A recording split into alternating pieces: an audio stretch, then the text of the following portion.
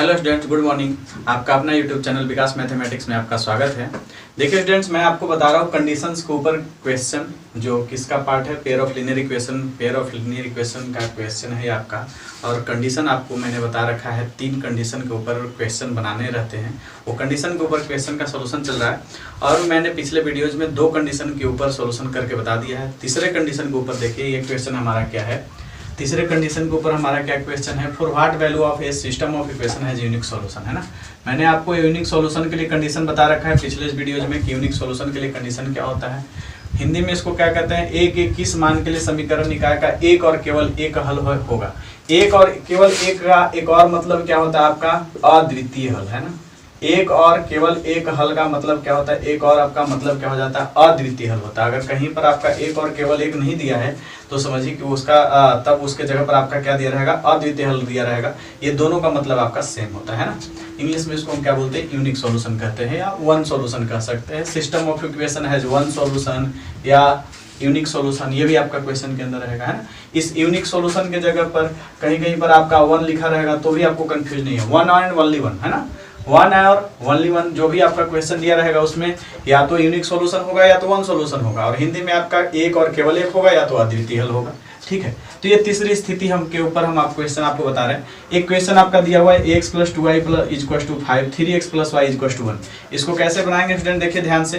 पहले तो इसको हमें उस रूप में लाना होगा, इसका जो एक्सपेंडेड फॉर्म होता है उस रूप में लाना होगा। कौन सा एक्सपेंडेड फॉर्म होता है, ax + 2y, ये प्लस में इधर को है आएगा क्या हो जाएगा, माइनस = 0। और इधर को आपका क्या हो जाएगा 3x + y और ये प्लस इधर आएगा क्या हो जाएगा -1 = 0, है ना। ये हो गया आपका। इस रूप में आपको पहले लाना पड़ता है ना, इक्वेशन को आपको किस रूप में लाना पड़ता है, इस रूप में लाना पड़ता है, =0 करना पड़ता है। कंडीशन पर सॉल्यूशन के लिए आपको = 0 हो जाता है तो ज्यादा बेनिफिट मिलता है, ठीक है। अब इसको हम लोग देखिए स्टूडेंट्स, कंपेयर करेंगे किसके साथ, a1x b1y + c1 = 0, a2x + b2y + c2 = 0, है ना। ये आपका एक्सपेंडेड फॉर्म है। एक्सपेंडेड फॉर्म की ओर से हम इसको कंपेयर करके यहाँ से हम लोग क्या निकालेंगे स्टूडेंट्स, a1 b1 c1 का वैल्यू, a2 b2 c2 का वैल्यू निकालेंगे विद कंपैरिजन। कंपेयर कैसे करना, x का कोएफिशिएंट कितना है, a1 है, यहाँ पर x का कोएफिशिएंट क्या है, a है। दैट मीन्स a1 = क्या हो जाएगा, a। y का कोएफिशिएंट b1 है, y का कोएफिशिएंट यहाँ पर कितना है, 2 है, तो b = कितना हो जाएगा, 2। c1 के जगह पर क्या है आपका -5 है, तो यहाँ पर आपका हो जाएगा -5। a2 देखिए, a2 का कंपेयर करेंगे, a2 के जगह पर क्या होगा आपका 3 होगा, तो a2 आपका 3 हो गया। b2 देखिए, b2 आपका y है ना, b2 y का कोएफिशिएंट है, यहाँ पर y का कोएफिशिएंट कुछ भी नहीं दिया हुआ, तो एक छिपा हुआ रहता है ना स्टूडेंट, यहाँ पर एक छिपा हुआ आपका। दैट मीन्स b2 = कितना हो गया, 1 एंड c2 क्या हो जाएगा आपका -1। तो ये आपका कंपेयर करके जो आपका एक्सपेंडेड फॉर्म उससे कंपेयर करते हैं। कंपेयर करने के बाद हम क्या करते हैं, a1 b1 c1 a2 b2 c2 का वैल्यू निकालते हैं। आगे कब क्या करना है, कंडीशन लगाना है, यूनिक सॉल्यूशन का condition. For unique solution, unique solution का कंडीशन लगाना है हमें। यूनिक अद्वितीय हल के लिए, अद्वितीय केवल एक, दोनों का मतलब एक ही हमने आपको बता दिया है। अद्वितीय हल के लिए क्या हो जाएगा आपका, अद्वितीय हल के लिए देखिए क्या कंडीशन है आपका, कंडीशन होता है a1/a2 नॉट = b1/b2, ये आपका कंडीशन है, ठीक है। यहां से आप a की वैल्यू फाइंड कर लीजिए। a1 देखिए स्टूडेंट्स, a1 क्या है आपका, a है, a हमने पुट कर दिया, डिवाइडेड बाय a2, a2 कितना है 3 है, डिवाइडेड बाय 3 कर दिया, नॉट = b1 कितना है आपका 2 है, b1 हो गया 2 और b2 आपका कितना है 1 है, तो 1 हो जाएगा आपका, ठीक है। तो यहाँ पर क्या होगा, क्रॉस मल्टीप्लीकेशन करेंगे, 1 में a से गुना करेंगे तो 1 में a से मल्टीप्लाई करेंगे, a वो हो जाएगा, और नॉट = 3 2 जा कितना हो जाएगा 6। यानी इसका मतलब है कि a का वैल्यू क्या आएगा, तो 6 को छोड़कर एक्सेप्ट 6, a का वैल्यू कितना आया, एक्सेप्ट 6। इसका मतलब आपका क्या हो गया, एक्सेप्ट 6, है ना। 6 के अलावा, इसको हिंदी में क्या कहेंगे, 6 के अलावा आप कोई भी यहाँ पर पुट कर दीजिए। इस इक्वेशन में a के जगह पर 6 के अलावा कुछ भी पुट कर दीजिए, सारा के लिए यह सिस्टम ऑफ इक्वेशन कैसा हो जाएगा, यूनिक सॉल्यूशन हो जाएगा। किसको छोड़कर, a नॉट = 6 का मतलब क्या है आपका, एक्सेप्ट 6। एक्सेप्ट 6 है ना, यानी आप 6 को छोड़कर 6 के अलावा यहाँ पर कुछ भी वैल्यू पुट कर दीजिए, 2 3 4 5 -5 -6 -10 4/3 4/2 कुछ भी पुट कर दीजिए, एनीथिंग 6 को छोड़कर, तो आपका सिस्टम ऑफ इक्वेशन है क्या हो जाएगा, यूनिक सॉल्यूशन होगा, एक और केवल एक क्या होगा आपका सॉल्यूशन होगा, ठीक है ना। तो इस तरह से आपका अद्वितीय हल के कंडीशन में आपको इस तरह के क्वेश्चन सॉल्व करने होते हैं और बहुत ही इजी क्वेश्चन होते हैं, कोई भी क्वेश्चन आ जाएगा आपको आसानी से कर देना है, ठीक है स्टूडेंट्स। इसका स्क्रीनशॉट ले लीजिए।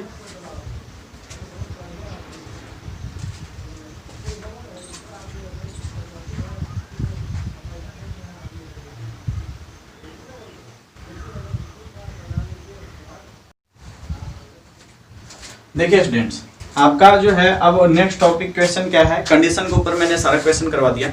अब देखिए कुछ क्वेश्चन ऐसे भी आते हैं, इंपॉर्टेंट ज़्यादा नहीं है लेकिन फिर भी आपको जब आप स्टेटमेंट वाला क्वेश्चन करोगे, मैं अभी आपको अलजेब्रिक मेथड सिखाने वाला हूँ। नेक्स्ट वीडियो में मैं आपको अलजेब्रिक मेथड बताऊंगा सॉल्यूशन करने का, जो पेयर ऑफ लीनियर इक्वेशन है उसमें आपका कुछ स्टेटमेंट वाले क्वेश्चन आते हैं, उन स्टेटमेंट को क्या करना होता है, अलजेब्रिक टर्म में कन्वर्ट करना होता है। तो मैं बेसिकली आपको 2-3 क्वेश्चन करवा देता हूँ कि कैसे अलजेब्रिक टर्म में कन्वर्ट किया जाता है, उसके बाद फिर मैं अलजेब्रिक मेथड जब बताऊंगा आपको सॉल्यूशन करने के लिए, तो उसमें आपका ये उपयुक्त हो जाएगा, ठीक है।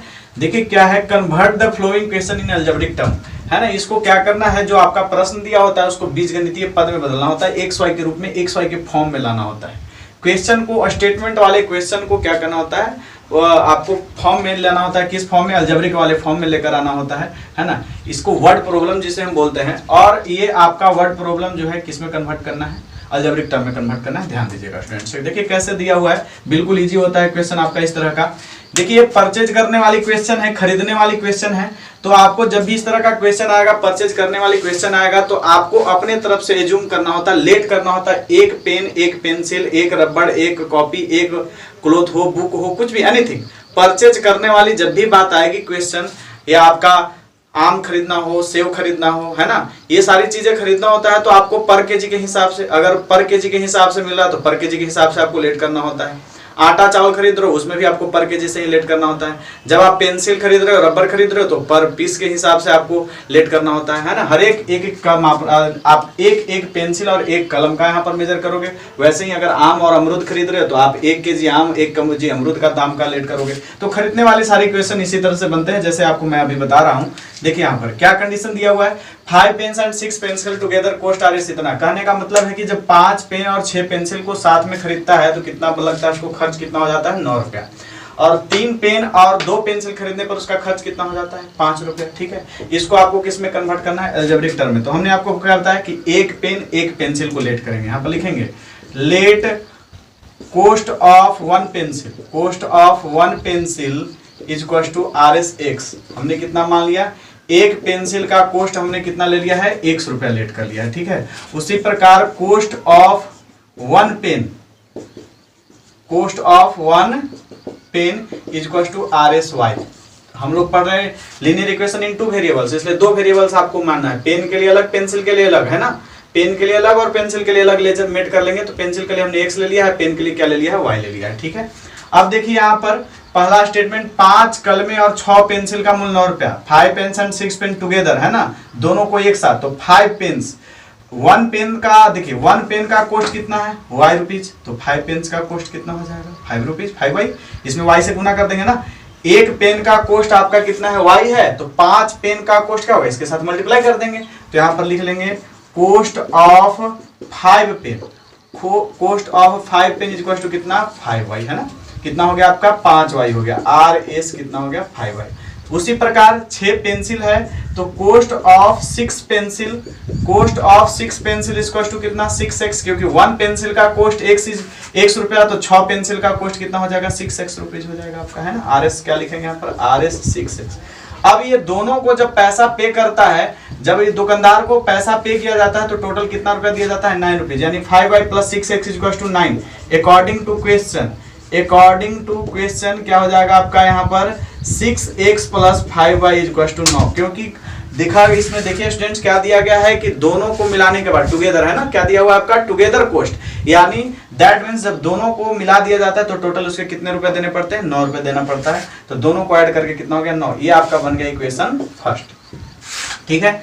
अगेन पुनः देखिए आपका स्टेटमेंट, नेक्स्ट स्टेटमेंट क्या दिया हुआ है, 3 कलमें और 2 पेंसिल सेम एज, है ना, cost of 3 pen, cost of 3 pen is equal to 3y। RS कितना हो जाएगा आपका 3y हो जाएगा। कॉस्ट ऑफ 3 पेन, 3 पेन खरीदा है तो 3 पेन का कॉस्ट कितना हो जाएगा y, क्योंकि एक पेन का कॉस्ट y है तो 3 पेन का कितना हो जाएगा 3y। फिर उसके बाद आपका इसमें 2 पेंसिल दिया है, लिखेंगे यहाँ पर cost of 2 pen, cost of 2 pencil, sorry cost of 2 pencils is equal to, sorry यहाँ पेंसिल कर लेते हैं, पेंसिल्स इज इक्वल टू कितना हो जाएगा 2x, ठीक है। तो हम लोग लिख सकते हैं अकॉर्डिंग टू क्वेश्चन। अब इन दोनों को जब मिलाकर पैसा दिया जाता है तो कितना रुपया दिया जाता है 5 रुपया दिया जाता है, यानी that means 2x plus 3y, 2x plus 3y is equal to 5। बस ये हो गया आपका अलजेब्रिक टर्म में कन्वर्ट हो गया, ये आपका इक्वेशन क्या बन गया सेकंड। अब देखिए यहाँ पर आपका 6x plus 5y is equal to 9, 2x plus 3y is equal to 5। ये दो इक्वेशन आपका बना, पहला और दूसरा, ये दो आपके इक्वेशन बन गए। अब इसमें देखिए कहीं कहीं पर आपका ये भी कंडीशन आ सकता है कि इसको अलजेब्रिक मेथड, सॉरी इसको ग्राफिकल मेथड से सॉल्यूशन करें। तो आपके पास दो इक्वेशन है, आपको मैंने पिछले वीडियो में बता रखा है कि उसे इक्वेशन को कैसे ग्राफिकल मेथड देते हैं। टेबल 1 टेबल 2 बनाते हैं, टेबल 1 टेबल 2 बनाने के बाद ग्राफ पे प्लॉट करते हैं, प्लॉट करने के बाद इसका हम क्या करते हैं सॉल्यूशन करते हैं, वहां से हमको क्या प्राप्त हो जाता है एक्स वाई की वैल्यू प्राप्त हो जाती है। तो अगर क्वेश्चन में आगे दे दिया कि solve the question graphically method, तो आप इस तरह से कर सकते हो। वैसे इस तरह का क्वेश्चन एग्जाम में नहीं पूछा जाता, सिर्फ आपका अलजेब्रिक टर्म, ये भी आपका बेसिक है, इस तरह का भी क्वेश्चन एग्जाम में बिल्कुल न के बराबर ही पूछा जाता है। लेकिन ये आपका क्या मैं बता रहा हूँ बेसिक 2-3 क्वेश्चन करवा रहा हूँ, ताकि आपको जब मैं अलजेब्रिक मेथड से आपको पेयर ऑफ लीनियर इक्वेशन का सॉल्यूशन सिखाऊंगा तो ये जरूरी पड़ेगा। आपको पूरा एक एक्सरसाइज आपको पढ़ना है, टोटल उसमें 50-55 क्वेश्चन होते हैं और पूरा आपका स्टेटमेंट के ऊपर होता है, वर्ड प्रॉब्लम के ऊपर होता है। तो आपका क्लियरेंस देने के लिए मैं ऐसा कर रखा हूँ कि अलजेब्रिक टर्म इस तरह से देते हैं। इसके आगे का सॉल्यूशन हम लोग जो है जब क्वेश्चन इस तरह का डील करेंगे तब, ये आपका सिर्फ बेसिक हो रही है ना। 1-2 क्वेश्चन और मैं इसका करवाता हूँ बेसिक, ताकि आपको अच्छे समझ में आए। तो ये आप ध्यान देना है कि जब भी आपका परचेज करने वाली क्वेश्चन आएगी, खरीदने वाली का आएगा, प्राइस का बात आएगा, तो उसमें आपको हमेशा एक चीज की ही माननी होती है और 2 टर्म माननी होती है, एक्स एंड वाई, है ना। अगर वेट के अनुसार है तो पर केजी के हिसाब से होगा, प्राइस के अनुसार है तो आपका पर पीस के अनुसार होगा, है ना। तो इस तरह से आपको ध्यान देना है स्टेटमेंट के क्वेश्चन के ऊपर। परचेज वाले में सिर्फ आपको जैसे 1 पेंसिल 1 पेन माने हैं, उसी तरह से per KG mango is equal to RX, per KG apple is equal to RX, है ना। इस तरह से RSY, इस तरह से आपको लेट करना होता है, ठीक है स्टूडेंट्स। इसका स्क्रीनशॉट लीजिए, मैं और क्वेश्चन करवाता हूँ इसके ऊपर का।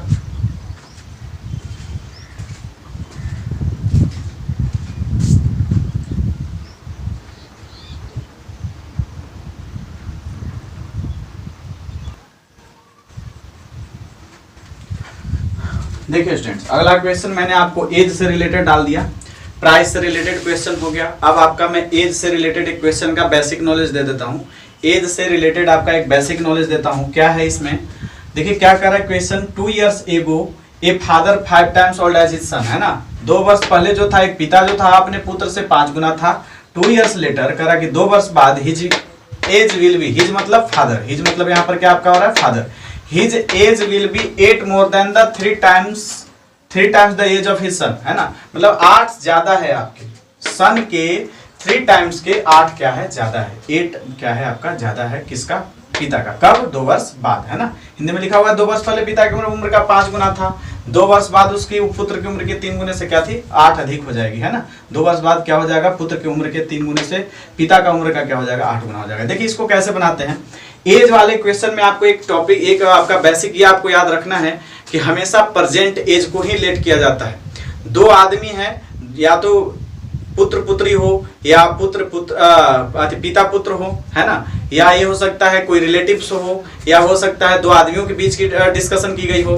तो वो सभी चीजों में आपको सिर्फ क्या करना है, प्रेजेंट एज ही लेट किया जाता है। एज के क्वेश्चन में याद रखना है कि प्रेजेंट एज, यहाँ पर क्वेश्चन आपका 2 years लेटर दिया है, 2 years आफ्टर दिया है ना, 2 years लेटर 2 years एगो ये दिया हुआ है आपका क्वेश्चन। लेकिन आपको क्या लेट करना है, प्रेजेंट एज लेट करना है। मैक्सिमम क्वेश्चन एज से रिलेटेड मैक्सिमम क्वेश्चन में आपको क्या लेट करना होता है, प्रेजेंट एज को लेट करना होता है। ध्यान देना स्टूडेंट, ठीक है। चलिए तो लिखते हैं let the present age, let the present age, present का मतलब क्या हो गया आपका वर्तमान, अभी का, है ना।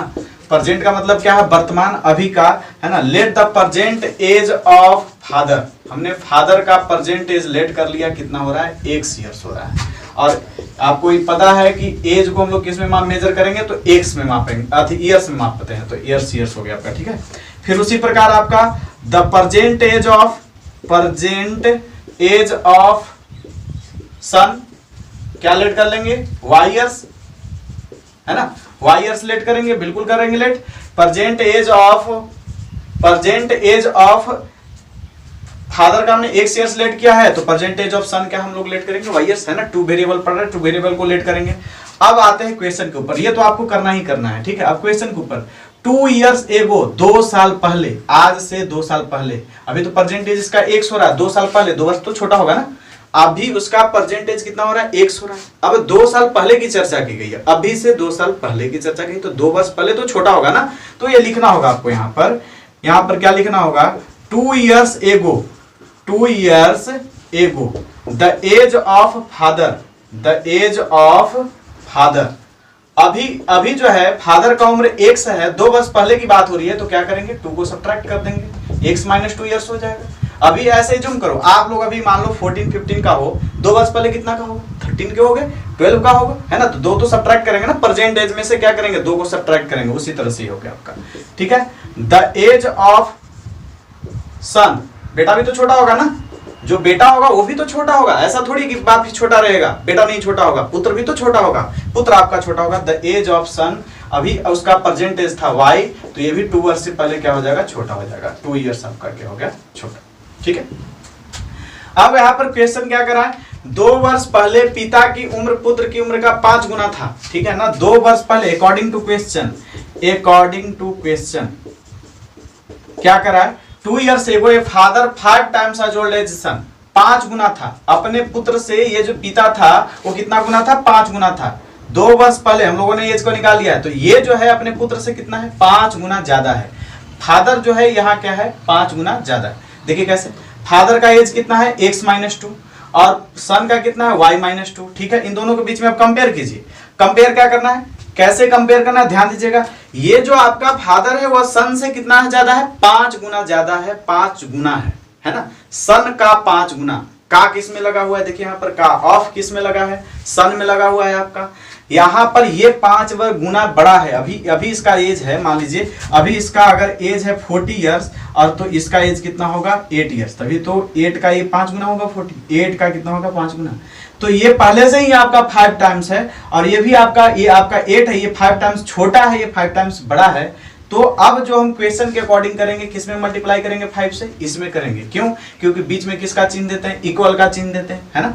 ये बड़ा है किससे, इससे, है ना, ये फादर है, ये सन है, तो फादर आपका 5 टाइम्स ज्यादा है सन से, लेकिन बीच में आप किसका चिन्ह देते हो, इक्वल का चिन्ह देते हो ना, तो इधर को 5 से गुना करोगे तभी तो बीच में इक्वल होगा कि नहीं होगा। देखिए ये आपका पहले से ही 5 टाइम्स बड़ा था, अब इसमें फिर से आप 5 टाइम्स कर दोगे तो ये कितना हो जाएगा, 200 हो जाएगा ना आपका, तो और ज्यादा हो जाएगा ना। ये तो पहले से ही बिफोर आपका क्या है, 40 ईयर्स ओल्ड है, और सन आपका 8 ईयर्स ओल्ड है, तो आपको बीच में इक्वल का चिन्ह देना होता है। तो किसमें 5 से मल्टीप्लाई करोगे, इसमें, तभी तो 8 5 40, 40 के 40 हो जाएगा।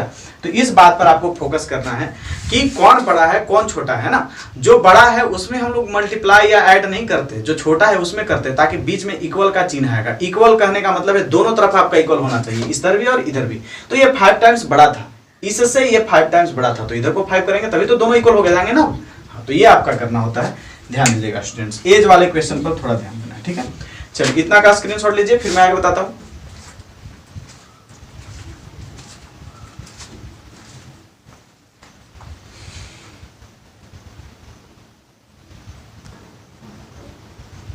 देखिए अब आगे का सॉल्यूशन करते हैं, इसको अलजेब्रिक टर्म में कन्वर्ट कर लेते हैं। अलजेब्रिक टर्म में कन्वर्ट करेंगे क्या हो जाएगा, x minus 2 is equal to 5 में y से मल्टीप्लाई करेंगे 5y होगा, माइनस 5 में 2 से 10 करेंगे 5 2 जा 10 होगा।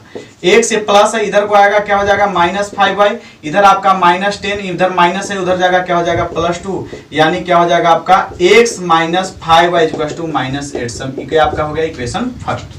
तो पहले स्टेटमेंट आपके यहां तक था, पहला आपका वर्ड प्रॉब्लम कहां तक था, यहां तक था, उससे आपका एक इक्वेशन मिल गया। अब आगे का स्टेटमेंट पढ़ेंगे, आगे का प्रॉब्लम का सॉल्यूशन करेंगे, ठीक है। देखिए स्टूडेंट्स क्या है आपका यहाँ पर, अभी देखिए यहाँ पर आपका क्या है, क्या लिखा हुआ है, यहाँ पर क्या लिखा हुआ, 2 years later, 2 वर्ष बाद, his age will be 8 more than 3 times of the age of his son। देखिए अब 2 years later लिख लेते हैं, 2 years later हम लोग पहले पढ़ लिए 2 years ago, अब क्या पढ़ेंगे 2 years later पढ़ेंगे। 2 years later तो क्या हो जाएगा, 2 years later the age of father, अभी जो है प्रेजेंट एज कितना था फादर का x, प्रेजेंट एज कितना था फादर का एक्स 2 इयर्स लेटर, यानी बाद की बात हो रही है तो ऐड कर देंगे ना, 2 वर्ष तो और बड़ा हो जाएगा ना वो। फिर अभी मान लीजिए वो 40 का है तो 2 वर्ष बाद कितना होगा 42 का, तो ऐड ही तो करेंगे। ऐड टू आपका क्या कर दिया हमने, ऐड कर दिया 42 इयर्स। द एज ऑफ सन, तो बड़ा बेटा भी तो होगा, सिर्फ बाप तो नहीं बड़ा होगा ना, सिर्फ आपका पिता बड़ा नहीं होगा, साथ ही साथ क्या बड़ा होगा, सन बड़ा भी होगा। तो सन आपका था y, अब क्या हो गया y + 2 इयर्स। ठीक है, ये आपका क्वेश्चन बन रहा है। ठीक है, आगे की ओर देखें। अब क्या करा कि द एज ऑफ फादर, उसकी उम्र, किसकी, फादर की उम्र है ना, हिज एज यानी फादर की उम्र, उसकी उम्र यानी पिता की उम्र। पिता कितना है, x + 2 है। ठीक है, कंपेयर करना है y + 2 के साथ। क्या करना है, कंपेयर करना है दोनों के बीच में। कह रहा है कि जो 2 वर्ष बाद उसकी उम्र पुत्र के उम्र के 3 गुने से, ये जो है 3 गुना है, तो इधर को आपको 3 से गुना करना होगा, इधर को आपको 3 से गुना करना होगा, क्योंकि ये तो 3 गुना है ना, तो बीच में हम लोग किसका चिन्ह देते हैं, इक्वल का चिन्ह देते हैं, तो इधर को 3 से करेंगे। 3 गुने से 8 अधिक है, 8 more than 3 times of his son, अपने पुत्र के 3 टाइम्स के 8 मोर है, तो 3 टाइम्स भी हो गया और साथ ही साथ 8 मोर भी करना है ना, तो आपका दोनों का क्या हो जाएगा, इक्वल, क्योंकि फादर जो है वो पहले से ही 3 टाइम्स और 8 मोर है, 3 टाइम्स एंड 8 मोर है, अब बीच में इक्वल का चिन्ह है तो इसमें 3 टाइम्स एंड 8 मोर करेंगे है ना, तो आपका क्या हो जाएगा, दोनों के बीच का इक्वल। तो x + 2 = 3 में y से मल्टीप्लाई करेंगे, 3y, 3 2 = 6 + 8, यानी क्या हो जाएगा आपका, x यहाँ प्लस है इधर को आएगा -3y = 6, 8 कितना हो गया 14, + 2 है उधर आ गया -14, x - 3y = 14 में से 2 जाएगा 12, ये हो गया आपका इक्वेशन सेकंड। तो ये आपका आ गया algebraic term. Equation first and second क्या हो गया आपका, x - 5y = -8 first equation, and x - 3y = 12, ये हो गया आपका सेकंड इक्वेशन। अब इसके बाद अगर क्वेश्चन में चेंजिंग आता है वो आपको वहां से शुरू करना है, बाकी अलजेब्रिक टर्म पहले इस तरह से कन्वर्ट करना होता है आपको, जो वर्ड प्रॉब्लम दिया होता है इस तरह से पहले अलजेब्रिक टर्म में कन्वर्ट करते हैं, इसके बाद क्या दिया है क्वेश्चन वो आपके ऊपर डिपेंड करता है कि ग्राफिकली मेथड करना है कि अलजेब्रिक मेथड करना, वो आपको मैं सिखाऊंगा अगले वीडियो में, लेकिन स्टेटमेंट पे पहले ध्यान दीजिए, वर्ड प्रॉब्लम पर ध्यान दीजिए कि कैसे इसको हम अलजेब्रिक टर्म में कन्वर्ट करते हैं। तो एक हो गया आपका प्राइस वाला क्वेश्चन, एक हो गया आपका एज वाला क्वेश्चन, एक क्वेश्चन और मैं आपको करवा देता हूं ताकि और अच्छे से मजबूत हो जाओ, है ना। स्क्रीनशॉट लीजिए स्टूडेंट्स इसका।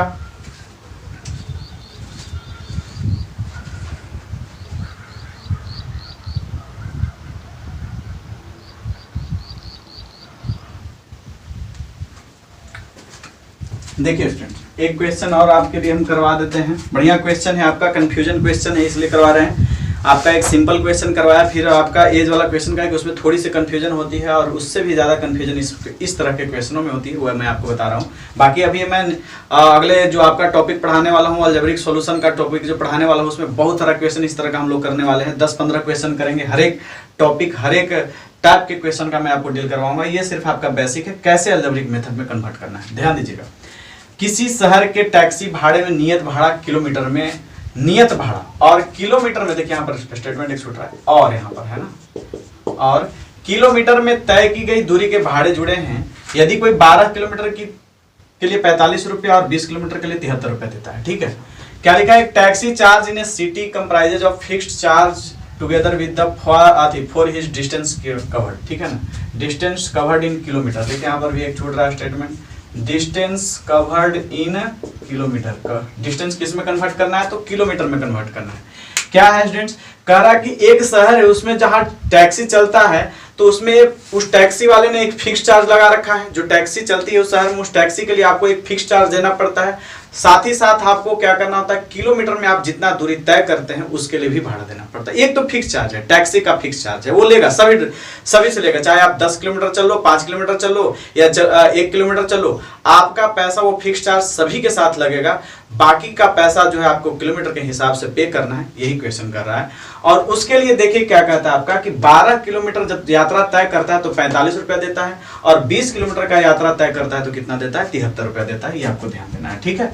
तो इसमें आपका 2 तरह का चार्ज लग रहा है, एक तो फिक्स चार्ज, एक तो डिस्टेंस कवर्ड का चार्ज लग रहा है। 2 तरह का आपका चार्ज लग रहा है, एक तो फिक्स चार्ज आपका लग रहा है और एक आपका क्या लग रहा है, डिस्टेंस कवर का चार्ज लग रहा है, ठीक है ना। तो देखिए आपका क्या होगा, यहाँ पर अब लेट करेंगे हम लोग, एक फिक्स चार्ज लेट करेंगे, ठीक है। सॉल्यूशन से चालू कर रहे हैं। एक तो आपको late the fix charge of taxi, fixed charge of taxi है ना, नियत भाड़ा जिसको हम लोग बोले। फिक्स चार्ज मतलब क्या आपका है, नियत भाड़ा। ये जो आपका फिक्स चार्ज है उसका क्या मतलब हो गया, नियत भाड़ा। Let the fix charge of taxi is equal to RSX है ना, हमने फिक्स चार्ज को कितना लेट कर लिया, टैक्सी के फिक्स चार्ज को हमने कितना लेट कर लिया, तो RX लेट कर लिया। अब जो डिस्टेंस कवर्ड पर किलोमीटर लगेगा उसका हम अलग लिखेंगे, है ना, यहाँ पर लिखेंगे डिस्टेंस कवर्ड पर किलोमीटर चार्ज, डिस्टेंस कवर्ड पर किलोमीटर चार्ज, ये आपका जो लाइन खींचा हुआ पर किलोमीटर है ना, डिस्टेंस कवर्ड पर किलोमीटर चार्ज आपको कितना लेना है, RSY। देखिए स्टूडेंट, इस तरह से आपका जो क्वेश्चन टैक्सी से रिलेटेड आया है, और अभी मैंने आपको टैक्सी वाला बताया, ट्रेन से भी रिलेटेड आ सकता है, बस से भी आ सकता है, स्कूटर से भी आ सकता है कि नहीं, ये आपका आ सकता है, ऑटो से आ सकता है। तो ये सारे चीज पर ध्यान देना है। उसमें क्वेश्चन भाड़ा वाला क्वेश्चन में ज्यादातर आपका इसी तरह का क्वेश्चन आता है, नियत और क्या तय की गई दूरी किलोमीटर का। ठीक है, ये हमने लेट कर लिया।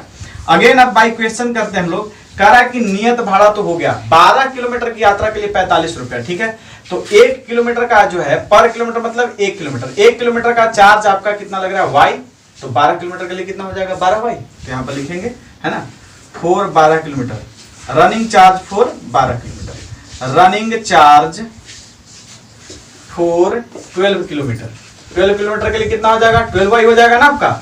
12 किलोमीटर के लिए कितना होगा, 1 किलोमीटर के लिए Y है, ये तो आपका फिक्स है, ये तो सब में देना है, लेकिन पर किलोमीटर के हिसाब से आपका Y लग रहा है, पर किलोमीटर के हिसाब से आपका क्या लग रहा है Y, और कितना किलोमीटर डिस्टेंस कवर कर रहा है 12 किलोमीटर, तो कितना हो जाएगा आपका RS 12Y, है ना, 1 किलोमीटर के लिए Y, तो 12 किलोमीटर के लिए 12Y। अब देखिए इन दोनों को मिलाकर कितना रुपया देना पड़ता है, 45 रुपीज, है ना, according to question. Fix charge तो देना ही देना है, तो फिक्स चार्ज आपका कितना है X, और आपको 12 किलोमीटर के लिए कितना देना पड़ा 12Y, दोनों को ऐड करेंगे टोटल कितना पे करना पड़ गया 45 रुपीज। ये हो गया आपका इक्वेशन फर्स्ट, ये आपका क्या हो गया इक्वेशन फर्स्ट, है ना। अगेन हम लोग कर सकते हैं इसी तरह से, इसी में आपको बना देते हैं एक क्वेश्चन और, फिर इसमें आकर दिया, और 20 किलोमीटर की यात्रा के लिए 20 किलोमीटर के लिए for a journey of 20 kilometre paid 23, 1 kilometre का Y है, तो यहां पर लिखेंगे running charge for 20 kilometre, 20 kilometre के लिए रनिंग चार्ज कितना होगा 20Y हो जाएगा ना, 20 किलोमीटर के लिए कितना होगा, 1 किलोमीटर के लिए Y है, तो 20 किलोमीटर के लिए 20Y हो जाएगा। फिक्स चार्ज तो आपको देना ही देना है, यानी X plus Y, again according to question, again according to question X plus 20Y, है ना, X आपका फिक्स चार्ज 20Y आया 20 किलोमीटर के, दोनों को मिलाकर कितना देना पड़ रहा है 23, यानी that means X plus 12Y is equal to 45, ये हो गया equation first, and X plus 20Y is equal to हो गया 73, ये हो गया आपका इक्वेशन सेकंड। तो देखिए स्टूडेंट्स, आपका इस तरह से क्वेश्चन बनाना है। मैंने आपको 3 क्वेश्चन बताया, ये अलजेब्रिक टर्म में कन्वर्ट करने के लिए बताया, बाकी अभी मैं आपको 15-20 क्वेश्चन इस तरह का बताऊंगा, जिससे आपका हर एक टॉपिक, हर एक टाइप का जो वर्ड प्रॉब्लम का क्वेश्चन है वो सॉल्यूशन हो जाएगा, है ना। बाकी और आपको किसी भी राइटर का सॉल्यूशन चाहिए, किसी भी राइटर का बुक का सॉल्यूशन चाहिए, तो आप कमेंट बॉक्स में जरूर लिखें, मैं उसका सॉल्यूशन डाल दूंगा। ठीक है स्टूडेंट्स, तो इस वीडियो में इतना ही तक। अगर मेरी वीडियो आपको पसंद आई हो तो लाइक एंड सब्सक्राइब जरूर कीजिएगा। Have a nice day students.